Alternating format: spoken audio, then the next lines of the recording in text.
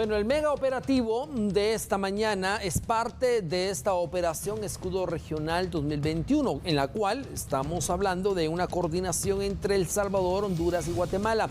¿Para qué?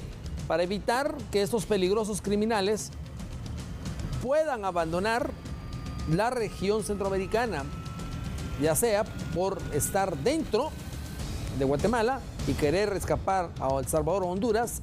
Allá se activa un operativo similar, se capturan y luego el procedimiento de trasladarlos a su país de origen para ser procesados por los delitos de los cuales ya le anticipé, que es extorsión, asesinato, narcotráfico y crimen organizado. Ahora bien, el combate transnacional contra las pandillas involucra a la DEIC, a la DIPANDA, a la CAT y a las policías nacionales civiles de cada uno de estos países, en coordinación desde luego de una logística e inteligencia que se aplica, tal y como usted observó hoy, con más de 92 allanamientos, operativos estratégicos para poder de esta manera combatir el crimen organizado que opera desde las cárceles hacia las calles y desde las calles hacia estos países del Triángulo Norte. Está con nosotros el especialista en temas de seguridad, el licenciado Lisandro Acuña, a quien le damos la bienvenida a través de TN23. Licenciado Acuña, cuando hablamos de esta operación, cuando hablamos de escudo regional, la palabra lo dice claro, es proteger cada una de nuestras fronteras y nuestros países de la criminalidad. Hoy fueron 92 allanamientos, con más de 33 capturas de peligrosos pandilleros de las dos maras, Salvatrucha y Barrio 18.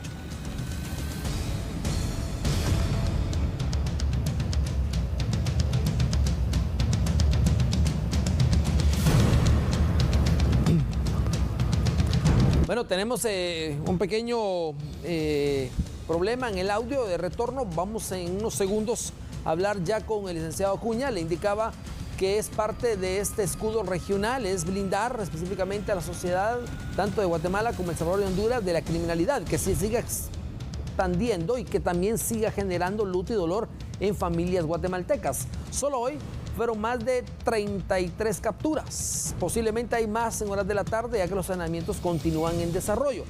Son más de 92 diligencias en departamentos como San Marcos, Quetzaltenango, Escuintla, Jalapa, Jutiapa, Chiquimula, Zacapa y la ciudad capital, Izabal y también Baja y Alta Verapaz.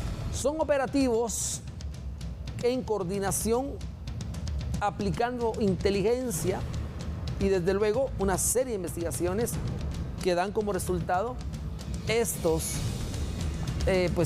capturas, incautación de armas de fuego, municiones. En algunos casos también estamos hablando de drogas al narcomenudeo, armas de grueso calibre, que era parte del trasiego de armas de estos criminales.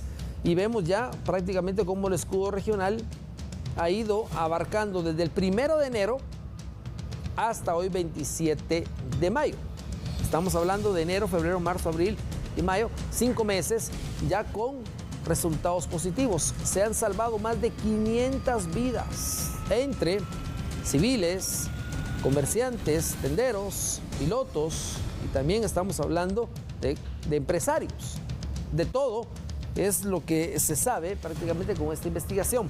Por eso abordaremos el tema para conocer también cuál es el procedimiento y el impacto social que esto puede tener en beneficio a la población guatemalteca, pero también a los hermanos centroamericanos como El Salvador y Honduras, que están dentro del escudo regional y que es una parte fundamental para poder ponerle un alto a la criminalidad. Ya se sabe que el número de sicarios detenidos ha aumentado, de mujeres participando en extorsiones también ha incrementado, de motosicarios que también se han detenido y desde luego personas que dentro de las cárceles se les han notificado nuevos delitos por estar involucrados desde el centro de operación, que son las Bartolinas, que son los sectores donde guardan prisión, y empezar a orquestar desde el dentro de la cárcel las órdenes para extorsión, asesinato y robo. Ahora bien, ¿qué beneficia esto a la región centroamericana? Es blindar precisamente los 3 países que conforman el Triángulo Norte. No solo es el Triángulo Norte para la migración, sino para detenerla, sino que también para controlar la criminalidad. Licenciado Acuña, Hablábamos del escudo regional, hablábamos de 3 países centroamericanos coordinados con la Policía Nacional Civil y diferentes divisiones para contrarrestar la operatividad de las pandillas y de los famosos imitadores. Adelante. Sí, licenciado, perdón ahí por la interrupción. No tenga pena. Mire, hemos analizado siempre el tema de las pandillas y pues prácticamente cuando se habla de la represión, ya el fenómeno debe de abordarse desde el punto de vista internacional. Y precisamente es lo que estamos haciendo con el plan escudo regional, que involucra a los 3 países de Guatemala, El Salvador y Honduras. Y producto de los resultados, pues se han dado capturas donde ha existido cierta vinculación en el tema de las pandillas, como por ejemplo el tráfico de armas que se dio para liberar a algunos pandilleros en Honduras. Entonces, desde ese punto de vista de la represión, pues obviamente tiene que ser un trabajo articulado y interinstitucional y que obviamente involucre en este caso a los 3 países del Triángulo Norte.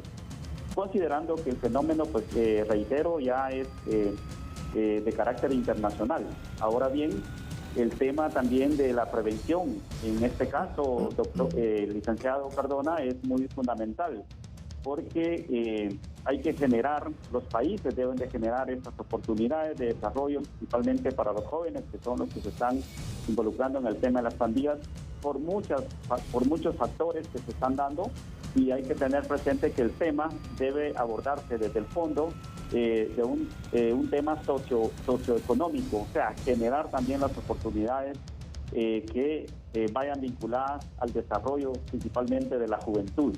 Y el tema del sistema penitenciario también, porque si las autoridades hacen su mayor esfuerzo, hay capturas, hay que decirlo con toda franqueza y los antecedentes lo demuestran. Se siguen reorganizando, siguen operando desde las cárceles del país. Entonces, también hay que pensar en el tema de la rehabilitación. Si bien son privados de libertad, pues también tienen derechos, es un problema de Estado. Y desde ese punto de vista, cada Estado tiene que trabajar para mejorar los sistemas penitenciarios de cada país. Ahora bien, licenciado Acuña, cuando hablamos del impacto que esto puede tener con esta coordinación en los 3 países del Triángulo Norte, ¿esto podría de alguna manera reducir también el índice de criminalidad, extorsiones y asesinatos a nivel regional? ¿O qué impacto podría tener dentro de la seguridad ciudadana?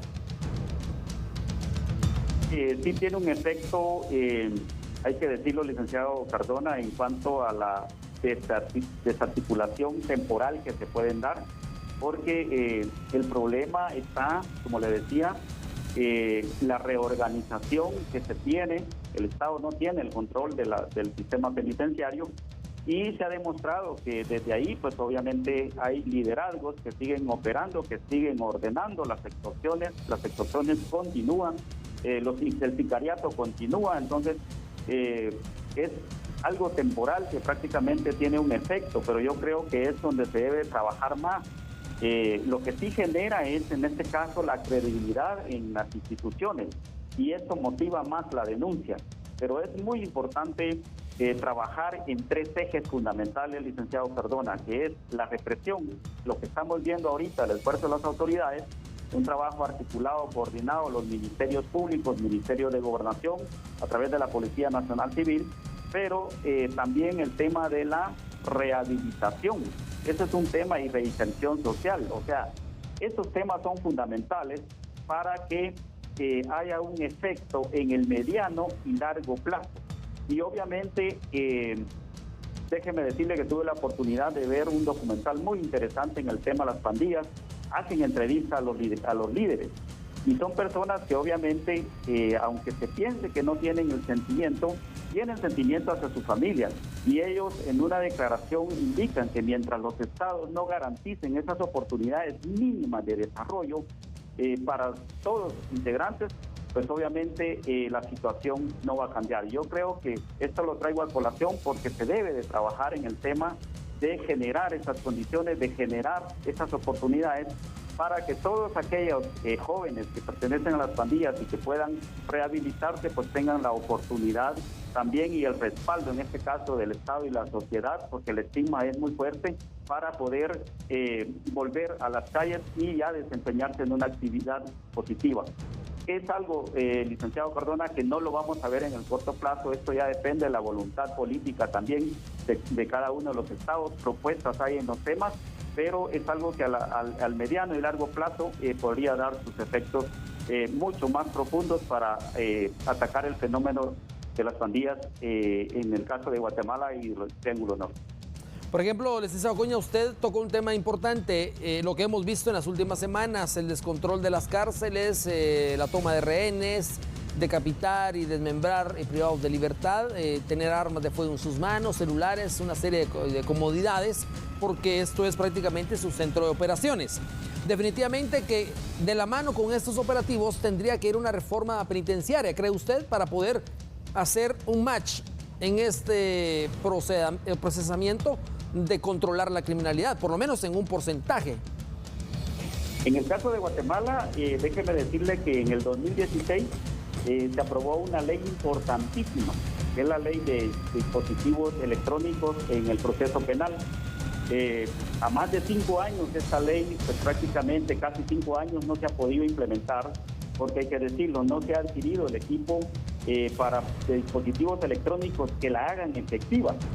Y fíjese que se realizó un análisis en cuanto a los delitos que tienen medidas sustitutivas, y el 81% de los delitos tienen medidas sustitutivas, no así el 19%. Entonces yo creo que esta es la primera tarea que se debería de hacer por parte del Ministerio de Gobernación, la adquisición del equipo para poder implementar esta ley que obviamente viene a desafinar el sistema penitenciario del país.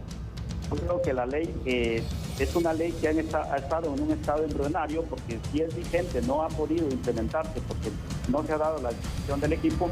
Es una ley que viene a contribuir grandemente en el deshacinamiento, que es uno de los principales problemas dentro del sistema carcelario del país, porque el hacinamiento no permite que haya mayor control, en este caso, de las autoridades del sistema penitenciario y del Estado hacia la población reclusa del país.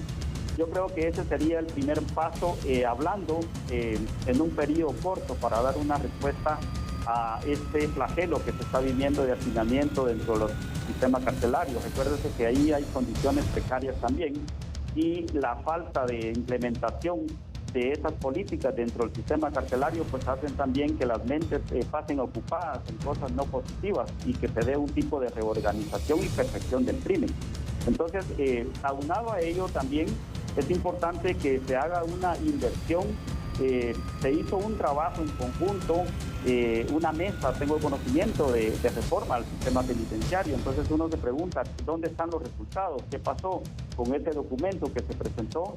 La política también nacional de reforma al sistema penitenciario de 2014 a 2020, o sea, ataca 10 ejes fundamentales que tienen grandes problemas dentro del sistema carcelario del país.